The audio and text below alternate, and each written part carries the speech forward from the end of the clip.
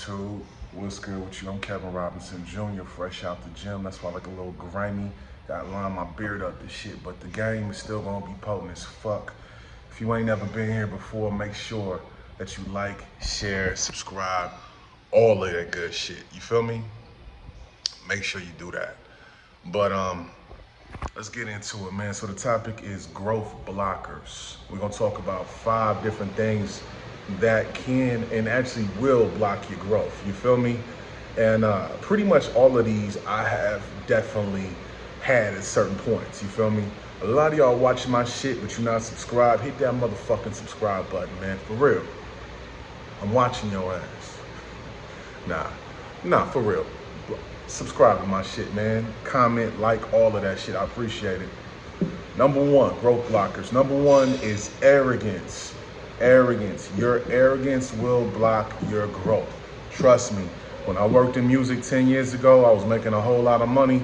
You couldn't tell me shit. Nothing. I felt like I didn't need to learn nothing new. I felt like I didn't need to do nothing new. I felt like what I was doing was working at its best possible capacity. And what happened was eventually that led into number 2. Number 2, complacency. After being in the music industry for a couple of years, after about, this is about 2012, 2013, I had got complacent. I was making the same amount of money every year, 6 figures every year. I was a publicist, and most publicists in rap barely make 40, 50, but I was making 120, 130, 140 every year from 24 up to like 31. And I got complacent. I was just like, nah, you know what I'm saying? I don't need to try nothing new. So arrogance and complacency, 1 and number 2, definitely can block you from your growth. You feel me? Number 3, I can't relate to this one because I love myself. Number 3 is self-hatred. Look, man, that's self-loathing, self-hatred bullshit, man. I used to have friends that were like that in my 20s, and you know, I can't stand it. Honestly, I can't stand nobody who is self-loathing and self-hating. And self-hated, it ain't gotta necessarily be someone who outright says they hate themselves, because most people will never come out and say that. But somebody who says little shit like, oh, I don't think I can do that. Oh, I can't do this, I can't do that. Or self-hatred will be forms of not taking care of yourself, not working out on a regular basis, not eating clean, not getting your hair cut, fellas. Not taking care of yourself is a form of self-hatred. You feel what I'm saying? So